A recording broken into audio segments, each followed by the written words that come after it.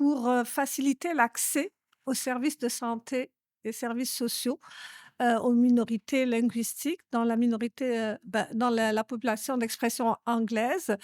Oui, ok. Donc, c'est la banque d'interprètes. C'est un service public qui avait vu le jour, on va voir l'historique depuis plusieurs années, mais on tend à pouvoir l'offrir dans toutes les régions de la province. Et je vais donc vous présenter ce service aujourd'hui. Alors, je vais d'abord présenter la banque en tant que telle, sa mission, ses objectifs, son histoire, sa structure et puis les types de services qu'elle offre.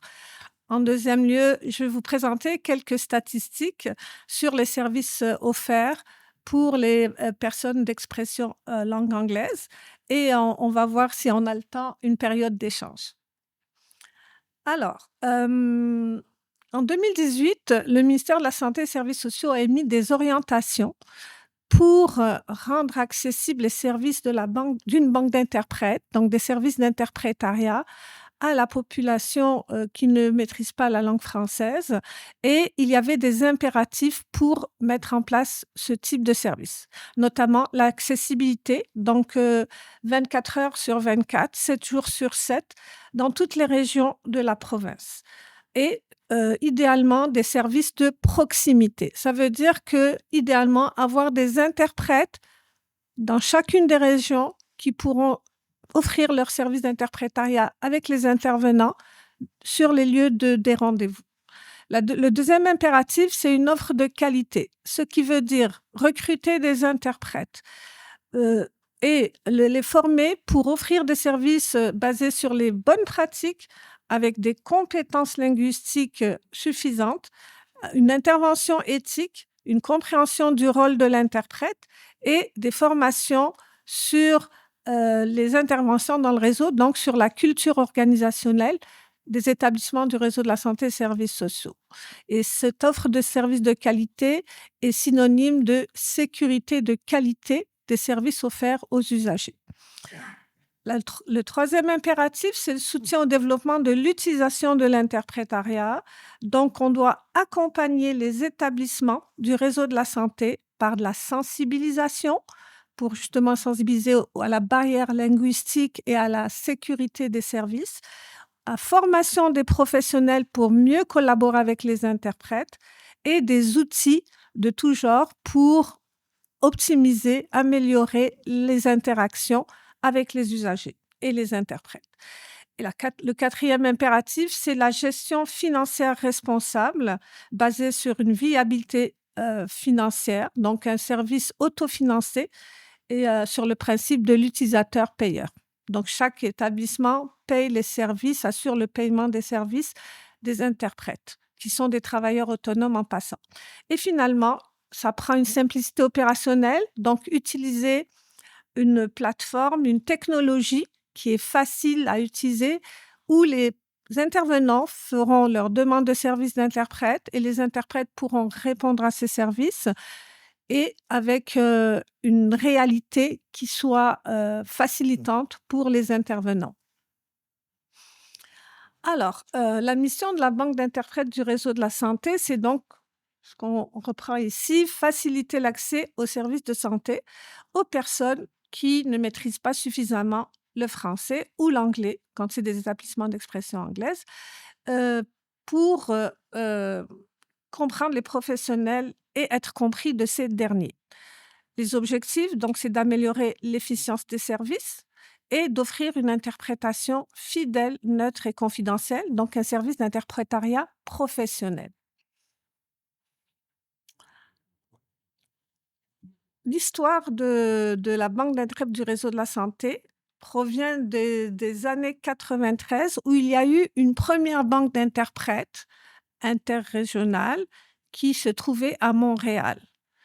En 2016, avec l'arrivée massive des réfugiés syriens, beaucoup s'en souviennent ici, il y a eu un programme où un grand nombre de Syriens devaient arriver dans la région de la capitale nationale et il fallait mettre rapidement aussi un service public d'interprétation pour accueillir ces réfugiés. Donc, le Jeffrey Health St. Brigid's a mis en place une banque d'interprètes et qu'on appelle la banque d'interprètes de la capitale nationale. En 2018, il y a eu des orientations du ministère pour justement offrir une pratique d'interprétation à l'échelle provinciale. En 2023, un mandat a été donné au CIUS Centre-Sud de l'île de Montréal pour prendre le leadership sur l'offre de services provinciale en collaboration avec le CIUS Capitale Nationale, qui est essentiellement pris en charge par le Jeffrey Health St. Brigid. Et finalement, en 2024, novembre 2024, la banque d'interprètes du réseau de la santé à l'échelle provinciale a commencé ses opérations. Cette banque d'interprètes est une innovation dans le réseau de la santé parce qu'elle fait intervenir une gestion de type cogestion de 2 établissements du réseau de la santé. Le CIUS le CIUS de Centre-Sud de l'île de Montréal, qui a le leadership sur toute la gestion des services, ce qu'on appelle le volet opérationnel, et le Jeffrey Health St. Brigid regroupé au CIUS Capitale Nationale, qui lui a le leadership dans l'assurance qualité des services. Donc, les meilleures pratiques, le recrutement des interprètes de qualité, et ce que c'est que d'être trop proche, et la formation à la fois des interprètes et des intervenants pour offrir un service de qualité aux usagers. Et bien sûr, le partenariat avec le milieu de la recherche et du développement. Le volet opérationnel. Alors, on offre des services d'interprétation en présentiel et aussi en virtuel, par téléphone et par vidéoconférence, qui est très pratique pour les régions éloignées. On a traité entre le novembre 2024 et décembre 2025, donc la première année d'opération de la banque, on a traité 90 966 demandes. C'est énorme, ça représente 300 demandes de services par jour. On traite des demandes urgentes, c'est pour le jour même, l'après-midi ou le lendemain, mais aussi des services, des rendez-vous qui sont planifiés pour la semaine prochaine ou dans les 3 ou 6 prochains mois. Et on donne aussi des services de traduction et de révision et on a des interprètes, des traducteurs agréés quand c'est nécessaire. On dessert 282 établissements et on en recrute régulièrement. Et on a plus de 5300 demandeurs de services qui sont soit des professionnels de la santé qui ont accès directement à l'outil de gestion des demandes. Ils ont un compte, c'est la plateforme IMS. Donc, c'est une plateforme de gestion des demandes de services. On leur ouvre un compte et ils font eux-mêmes la planification de leurs rendez-vous avec leurs usagers en demandant le service d'un interprète. Et il y a aussi des agentes administratives qui font des demandes de services pour toute une équipe de professionnels. Et nous avons 413 interprètes actifs qui offrent des services dans plus de 98 langues. Le volet assurance qualité, donc qui est essentiellement pris en leadership, si je peux m'exprimer ainsi, par notre équipe ici dans la capitale nationale. Alors, on a dit qu'un des objectifs de la banque, c'est d'offrir des services de qualité et de faciliter l'accès aux services dans la langue des usagers. Donc, on doit aller recruter des interprètes, faire de la sensibilisation auprès des professionnels pour recourir aux interprètes pour offrir un service de qualité aux usagers qui présentent une barrière linguistique, donner des formations pour justement assurer cette qualité-là et utiliser des indicateurs de suivi puisque c'est une partie inhérente dans le suivi des services. Alors, pour ce faire, l'assurance qualité se repose sur 3 pôles: l'expertise de service, la proximité des intervenants et des interprètes et l'excellence dans l'accompagnement. Dans l'expertise de service, donc on se base sur les meilleures pratiques en utilisant des données probantes, en collaborant avec des milieux de la recherche comme le CE Access, l'Université Laval et l'Institut Sherpa, par exemple. Et aussi, on doit se conformer au niveau des normes législatives organisationnelles, notamment du Centre-Sud de l'île de Montréal, avec leurs services juridiques, et celui de la CIUS Capitale Nationale, la direction des services juridiques également, et au niveau de provincial avec Santé Québec. La proximité des intervenants et des interprètes se fait par des contacts qu'on établit avec eux pour écouter leurs besoins et adapter notre offre de service. Et pour ce faire, on parlait tout à l'heure des bénévoles avec une ressource dédiée pour pouvoir soutenir ces bénévoles. C'est la même chose. Pour faire de l'accompagnement des interprètes et des intervenants, nous avons besoin de ressources dédiées, notamment en moi-même personne. Et puis, nous avons aussi notre collaboratrice dans le centre-sud de l'île de Montréal.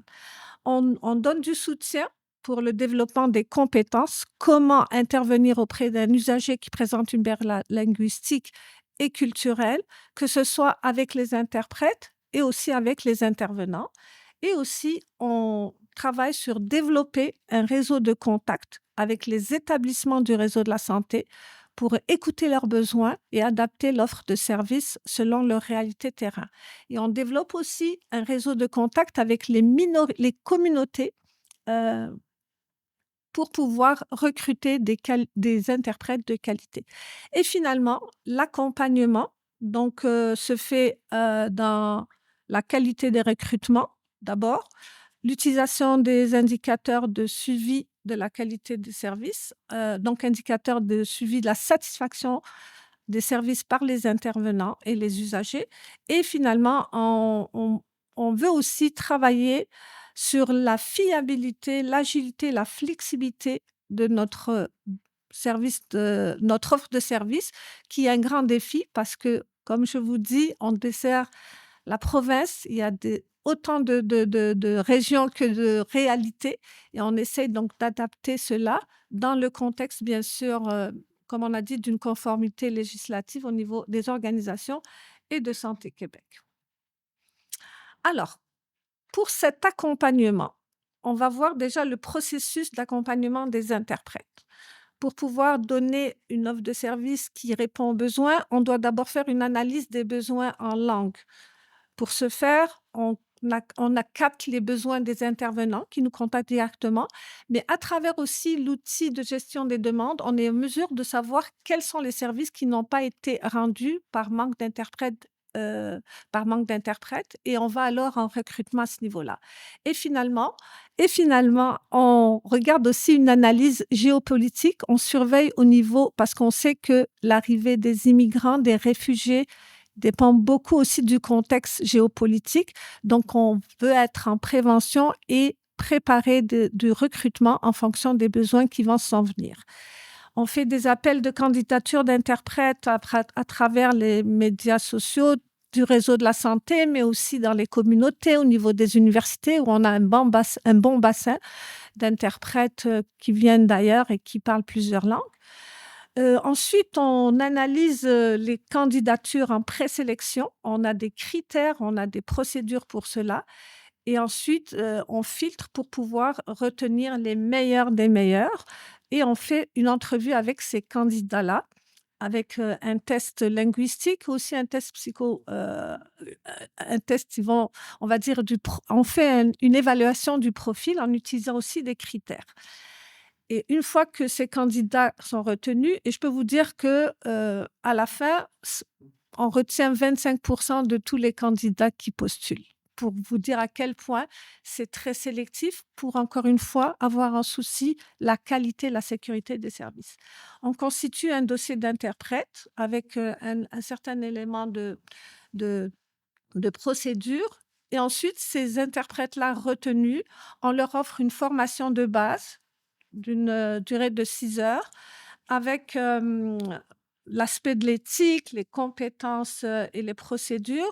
Et aussi, on leur donne des formations sur l'application sur laquelle ils vont gérer leur offre de service.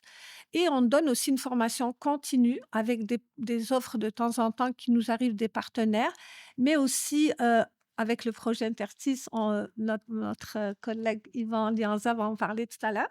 Et finalement, on donne de l'accompagnement personnalisé en fonction des situations et des besoins des interprètes. Et il y a l'excellence des services. Donc, on a une procédure de gestion des plaintes et des insatisfactions. Donc, on accueille des plaintes de la part des intervenants, des usagers, mais aussi des interprètes. Et on a toute une procédure que je vais présenter tout de suite après pour pouvoir améliorer, accompagner nos interprètes ou nos professionnels dans la collaboration pour donner le meilleur service. Pour ce qui est de l'accompagnement des intervenants, on fait de la sensibilisation. Donc, on produit des outils pour sensibiliser les intervenants d'abord à la barrière linguistique, à l'adaptation de leurs services aux communautés culturelles et aussi comment collaborer avec les interprètes. On donne des formations. Il y a une première formation qui a été produite par l'Université Laval, avec encore une fois notre professeur Yvan Lianza, avec d'autres collaborateurs, qui est sur l'environnement numérique d'apprentissage. Donc, c'est une plateforme de formation du réseau de la santé. Et cette formation qui s'appelle Comment travailler avec un interprète, donc, donne l'habilité aux intervenants, aux professionnels de collaborer avec les interprètes pour adapter leurs services aux usagers allophones et anglophones. Et aussi, on a produit beaucoup d'outils pour pouvoir faciliter le travail de ces intervenants. Tous ces outils sont disponibles sur la page web de la banque d'interprètes du réseau de la santé. Et on fait de l'accompagnement dans le soutien à la pratique lorsqu'il y a donc des insatisfactions d'une part ou d'une autre, intervenants, usagers ou professionnels ou les interprètes. Donc, on accompagne les professionnels aussi à travers leurs gestionnaires ou directement en les rencontrant pour les outiller et les sensibiliser finalement sur peut-être les enjeux qu'il y a dans une intervention. Et on a aussi des indicateurs pour pouvoir suivre le niveau de satisfaction des services de la banque d'interprètes auprès des professionnels du réseau de la santé. Et donc, la procédure de gestion des insatisfactions a été mise en place dès le début de la banque d'interprètes. On reçoit donc des plaintes ou des insatisfactions. On a 10 indicateurs pour pouvoir classer ces insatisfactions-là. Et selon le type de plainte, on a des procédures et des ressources dédiées pour ce faire. Je ne vais pas trop rentrer dans le détail parce que je pense qu'on est dans le... Oui, c'est ça. Donc, si vous avez des questions après, ça me fera plaisir de vous répondre. Je serai là toute la journée. Je passe donc maintenant à quelques statistiques que M. Moussa Diop en a présenté ce matin. Il y a des liens probablement à faire avec ça. Pourquoi le 44%? On a des demandes de services en langue anglaise, mais vous voyez ici, entre le novembre 2024, au moment où la banque d'interprètes du réseau de la santé a été mise en place, jusqu'à décembre 2025, vous avez vu la proportion de demandes de services en langue anglaise que nous avons. Elle représente seulement 2,7% de toutes les demandes qu'on reçoit. Donc, ça apporte une explication à ce qu'on avait constaté avec vous ce matin. La demande de service pour un interprète formel ne se fait pas systématiquement quand un usager allophone se présente dans un établissement de santé. Les types de demandes sont répartis comme ce schéma-là. Donc, 62,8% des services demandés, c'est pour un interprète en présentiel. On a presque 19% des demandes qui représentent pour une interprétation à distance. Souvent, ce sont les régions éloignées qui en desservent le service par téléphone. Il y a aussi par vidéoconférence, surtout quand c'est des urgences ou que il n'y a pas assez disons oui, des urgences pour rapidement répondre à un besoin. Et on a aussi des services de traduction de documents, notamment tous les formulaires des établissements pour les rendre accessibles dans le cadre de programmes d'accès, et aussi la traduction de rapports, notamment pour la DPJ, parce que c'est une obligation législative de rendre disponibles les rapports de la DPJ aux usagers, surtout lorsqu'ils passent au niveau de la cour. Les plus gros demandeurs de services en langue anglaise, c'est le CIUS, Centre-Sud de l'île de Montréal, avec pour toute l'année qui vient de passer, 1037 demandes. Ensuite vient le CIUS de la capitale nationale. Pourquoi il y en a moins? Parce qu'en fait, on a le JFL Legit, donc un service dédié, et ça explique pourquoi la demande est moins importante. Ensuite, il y a le CIUS du nord de l'île de Montréal aussi, qui en fait. Donc, je ne vais pas passer à travers toutes les données. Je vous laisse le temps de les regarder un peu si vous avez des questions par la suite. Donc, voilà, j'ai fini. Si vous avez des questions, on a encore Il reste 2 minutes. si vous avez des questions. Oui, bien sûr. Merci. J'avais juste une petite question au sujet des types de demandes. Alors, en présentiel, ça veut dire hors du sport. Yes, on-site. Mais par téléphone, puis les autres types de demandes, c'est combien de temps que ça peut. How long will it take for someone to get the services? It depends. Est-ce que ça va passer, mettons, une semaine pour savoir quoi que le médecin va nous dire? Ou par téléphone, est-ce que c'est dans 1 heure ou est-ce qu'il faut revenir 5 fois à l'hôpital ou l'établissement?